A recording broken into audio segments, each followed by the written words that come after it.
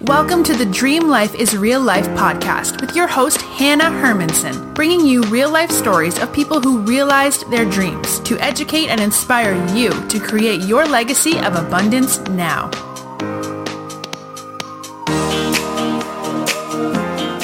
Welcome back, everyone. Today, I'm hanging out with Erin McGuire. And Erin is a lover of world travel, nature, wellness, and all aspects of living simply. She started her entrepreneurial journey teaching Kundalini and Hatha yoga. She's taught extensively all over the world for almost a decade.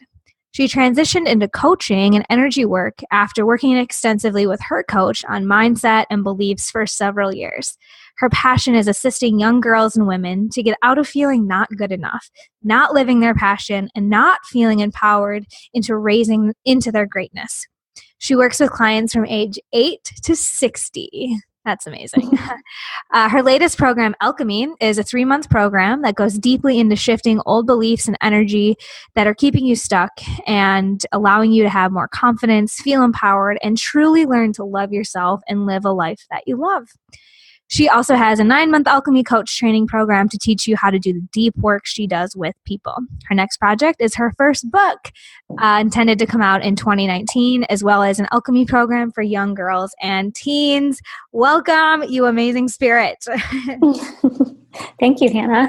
Yeah, so I have to give listeners a little bit of backstory in that I first met Erin in real life.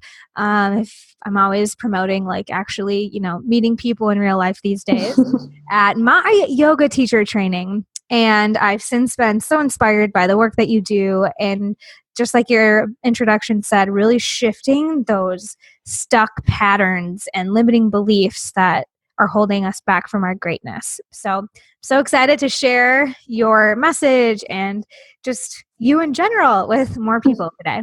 So thank you.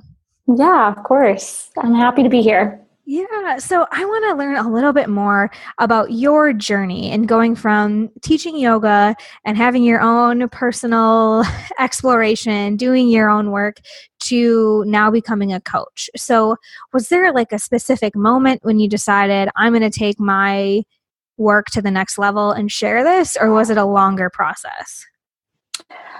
I think it was probably a longer process. Just giving a little bit of my backstory, I, had a pretty rough childhood, a lot of addiction in my family, and grew up with some pretty painful memories.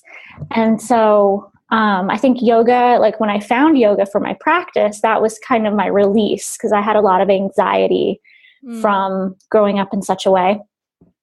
And then, I just kind of stumbled into becoming a teacher. I was kind of more forced into it. I never thought that I could do that. And really found my passion in teaching. But I do remember a specific moment when I was driving in Los Angeles, because I did private, I saw private clients all over LA. And, it can take an hour or longer to get to somebody. And so I just remember thinking, like, I'm driving and I'm doing all this work to work out somebody's body, but I'm more interested in working out their mind. And so there was kind of that specific moment. But prior to that, I had been doing that with my coach and mentor for about 3 years. And I was apprenticing with her to kind of learn what she did. But again, I never thought that I would go out and do that. I just saw how much it was changing my life, that at one point I'm like, okay, I have to share this with other people, because if it did this for me, I would feel bad not sharing that with somebody else. Yeah. Like Marie Forleo says, the world needs that special gift that you have. And to be given the gift of having a mentor helping you work out your mind and to just hold on to those tools probably wouldn't be as rewarding as, like you said, sharing it widely. Yeah. So I can totally relate also to that feeling of starting out in a yoga practice for the physical benefits or the physical exercise, and then quickly or eventually realizing that the mind, body, spirit connection is strong. So do you still integrate yoga and a physical practice into the coaching that you do? Or how are you now combining the mental and physical exercises? That's a good question. With my coaching clients, I don't necessarily have them, I'm not coaching them through physical practice as well. It's more mental and emotional, and life coaching type things that I'm working on them with. But I do suggest, doing yoga, or their own practice, I should say. But where I see yoga coming into play is I do assign people different sorts of breath work, because I think the breath is so important. In yoga, that's our prana, it's our life force, and we're only using such a small fraction of our actual life force every day. So there's some actually really powerful breathwork sequences that I give people that can, help with depression and anxiety and like clear your mind and just generate more power within your body. So that's where I see it coming into play. And then also the philosophy of yoga. I've always been really into like the Yoga Sutras and the deep, deep philosophy of yoga. I think that very much comes into play with clients because there's a lot there. Yeah, definitely. Well, I asked that question a little bit selfishly because, obviously you were at my yoga teacher training, that's my background. And yet now that I'm moving into more of the coaching and working with entrepreneurs, goal setting, I do find that my yoga comes into what I do, but it's not explicit. And I think that's maybe what you're saying as well, in that you have a background in yoga, it's more of a lifestyle than a routine or a habit. Would you agree? Right, exactly. Yeah, it is who I am. Like it can't not come out of me in some way, but I'm not necessarily telling people to do 20 sun salutations every day, although that's not a bad idea. It's not a bad thing to tell somebody to do. Yeah, well, I am a bit curious if you could share with us what you are telling people and maybe share with us one of those breath exercises that will bring more prana to listeners. Yeah, I think that's a great idea. Really, my work is involved because I had such a rough childhood. I really am big on, we use like our trauma can become, like in yoga terms, our dharma, which means our purpose. Mm-hmm. So our trauma can become our purpose when we use it to help others. And that's really what I'm all about, is taking whatever pain or suffering that you've been through in your life and turning it around and helping others with it. And so the biggest thing that my teacher worked on me with, using the modality of theta healing, which is more of the energy-based work and clearing beliefs in the subconscious mind, I really help people learn about their brain. From a scientific standpoint, your brain is designed because we're wired to be in fear. We're wired to, always be looking out for the danger around us. That's just how our brains work. And so whenever we're about to go do something creative or a big project, the brain is going to bring up a lot of resistance and fear-based thoughts, because that's what it's trained to do. It's a different. You're doing something different. Our brains like to be on autopilot.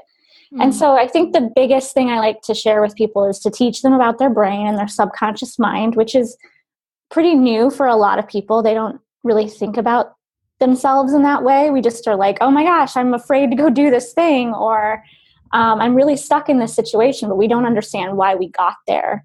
And so that's a big part of it. And then also going back and healing some of the wounds of childhood. So I don't like to spend a lot of time there. I like to say that healing can actually be fun, which sounds pretty crazy given that I do pretty deep transformational work. But I like to bring it as much lightness to it and laughter as I can. But yeah, so I go back and I help my clients to reparent the inner child that lives within them. And we do this through different meditations, different energy clearings that I do with them. And another piece that's a big aspect of what I do is what I call emotional empowerment. And it's this whole exercise that I take somebody through. Often we have to go through it several times with different emotions, but it's with the main negative emotion that you struggle with, whether it's self-doubt or feeling not good enough. That's a big one for a lot of women that I work with.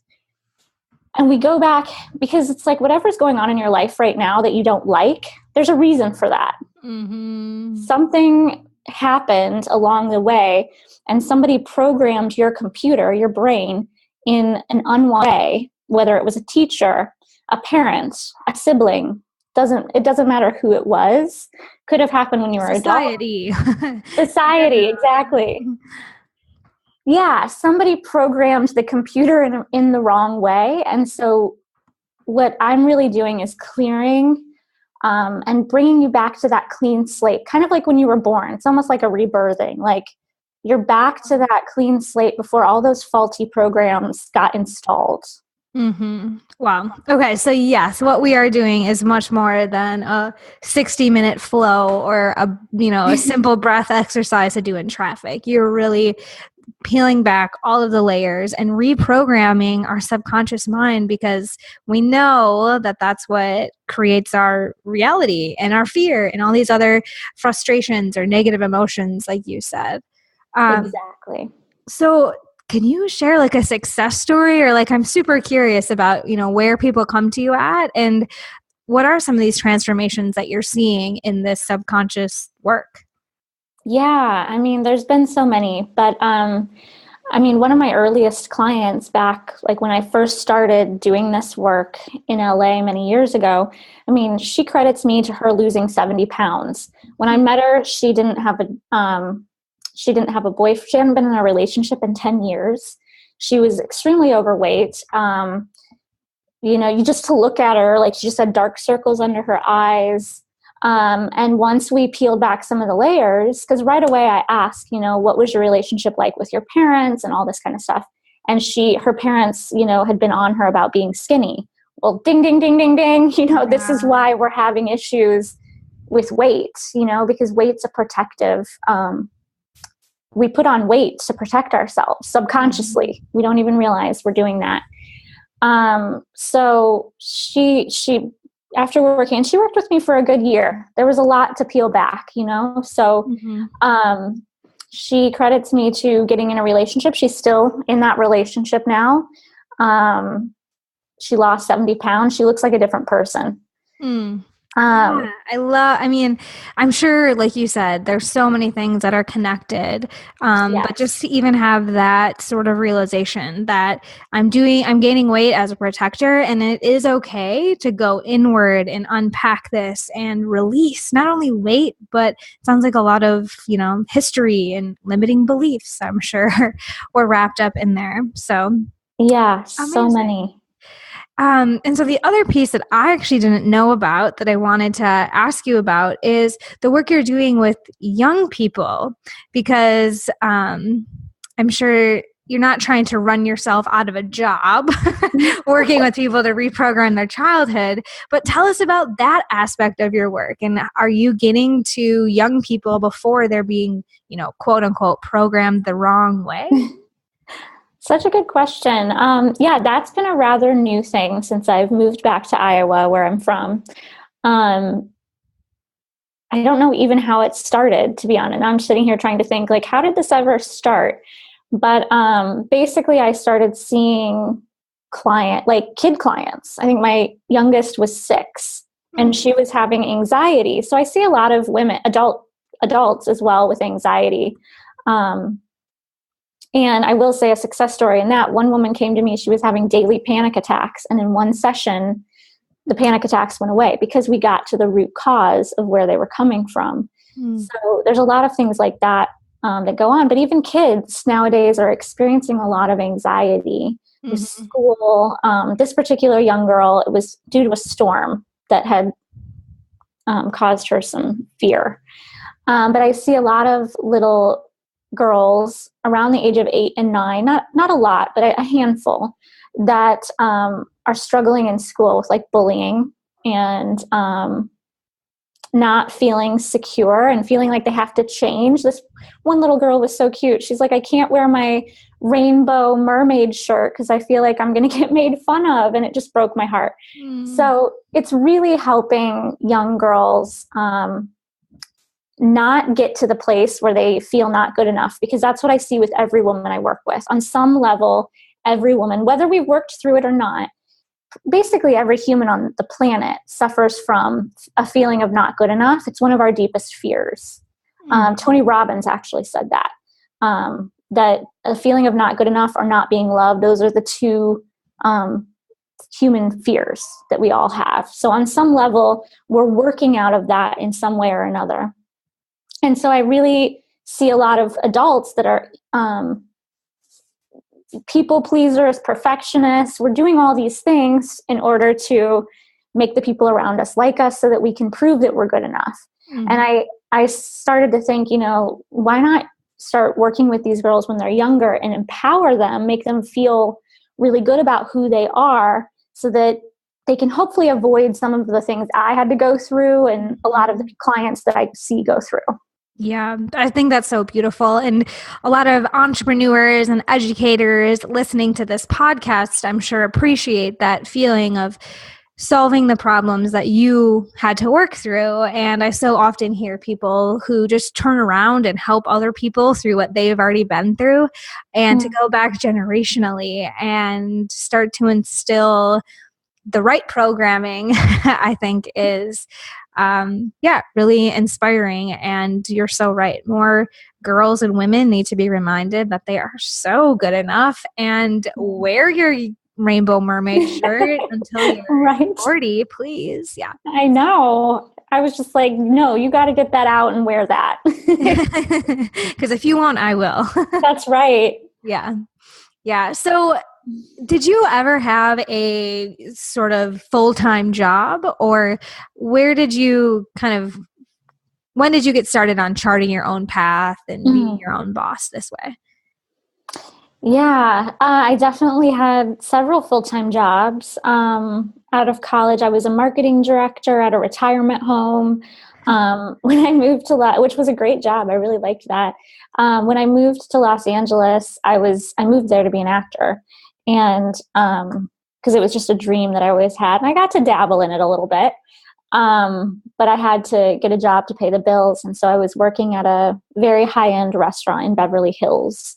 And I call it the dark night of the soul, because it sucks you made a lot of money, but it was just a very soul-sucking job because of the clientele and that sort of thing. But and it was there that I found, when I was working there, is when I found yoga, because it was very intense time in my life of driving around to different casting calls, and then going to the restaurant every night. It was just a lot of chaos in my life. And so I found yoga, and that helped me a lot.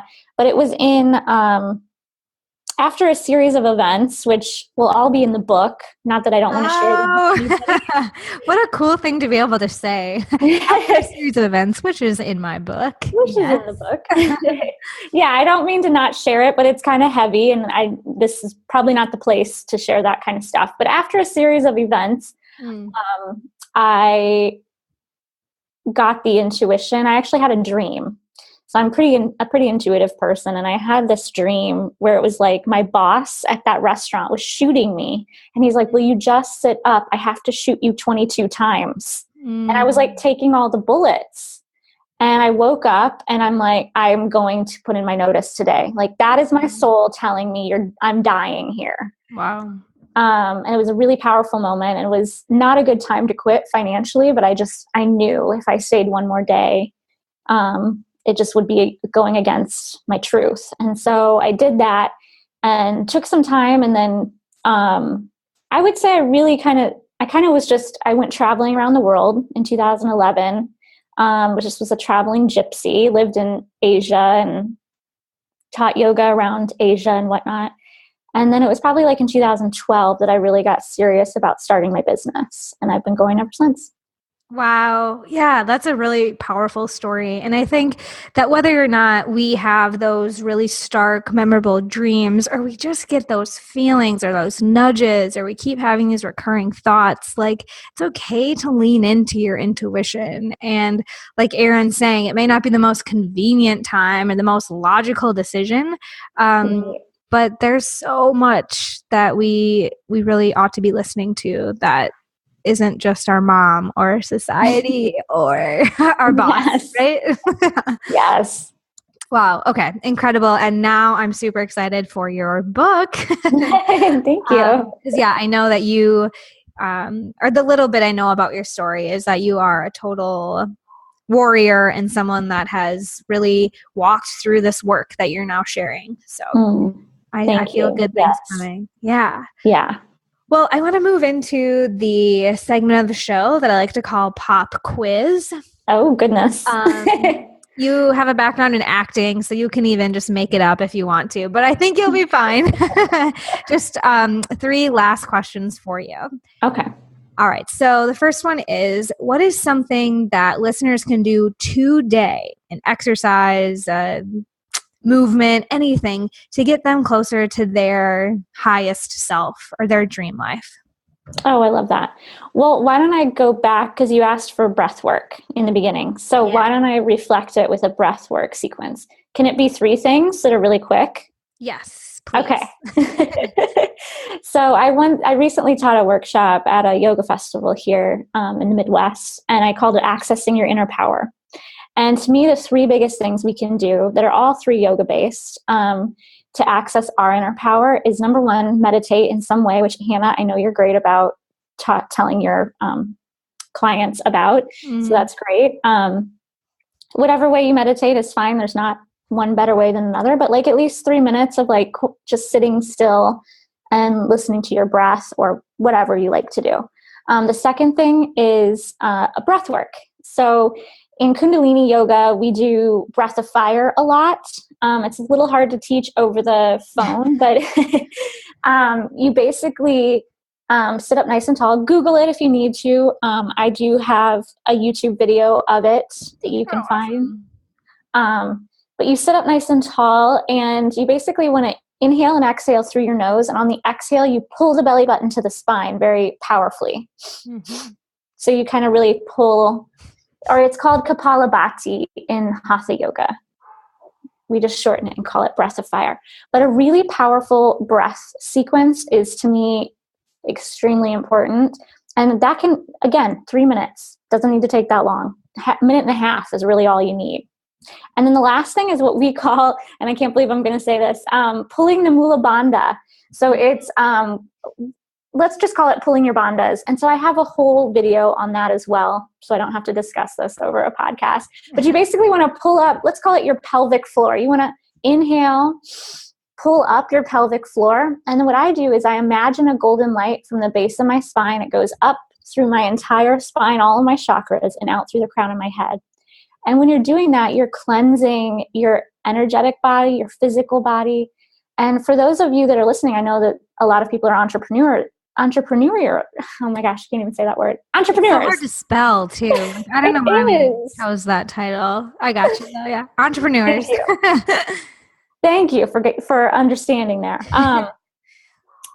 For those of us that are working with with people, we need to keep our channels very clear. And so those 3 things right there are, to me, the top things you can be doing for yourself to really keep yourself in a higher vibe space and not maybe take on so much of other people's energy all the time. So powerful. And I will definitely encourage folks to find you on YouTube, because you're right. It's hard to just describe these exercises. But if you, check out the YouTube video, learn it, and spend 3 minutes of your day taking, moving yourself through these exercises, you will be, way higher vibe, which isn't that a good thing? Yes. It's like putting yourself, it's like a supercharger, it's like, why run on half battery when we have a full battery to run on? Yes. Good stuff. So the second question is a little bit related, but what I like to ask guests is, what is a tangible resource that you would encourage people to get their hands on? Whether that's like a book that changed your life or another tangible resource. My people are big readers, but also podcast listeners. And do you have anything that you'd recommend besides the breathwork and your YouTube video? And my book? No, just kidding. It's right. I'm trying to think of a book that there's so many books. One's not popping into my head. Actually, so I would say Abraham Hicks. You can listen to them on YouTube. That's going to put you in a high vibe space. Just, regardless of your beliefs or whatever, I tell people leave whatever doesn't resonate. If it resonates with you, then take what you can from it. Because there's just so much there. And there's literally like hours upon hours upon hours of listening material. If you are just in a, lower vibe, crappy kind of headspace, that will shift you very quickly. Yeah, really great. Abraham Hicks, I'm surprised no other guest has mentioned him, but he's definitely a go-to. He's really good to do like curl your hair to, or clean the bathroom. I find myself like when I find those tasks where I'm just like, oh, this is going to be tedious, I will multitask with him. So I love that. Yeah. The book that popped into my head is The Power of Imagination by Novell. He's an old timer, like from the 1920s or 30s, like a thought leader. And his stuff is really intense, but extremely powerful. Cool. I'll have to check that one out. That's not one I've heard of. So thank you. Yes. The last question, you're doing great, is how can people stay connected with you and learn more about what you do? Yeah. So my website is purelightwellness.com. And it's LIGHT, purelightwellness.com. And that's probably the easiest way. I'm on Facebook as Pure Light Wellness and Instagram. And my YouTube channel is under Erin McGuire or Pure Light Wellness. If you put those two together, you'll find it. So yeah, Pure Light Wellness is the place to go to learn more.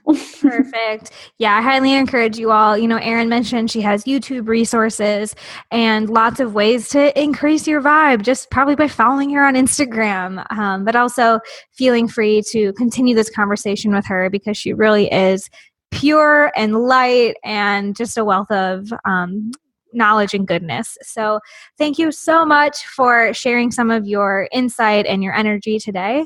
And listeners, we will be back next week with another inspiring leader that will help make your dream life your real life.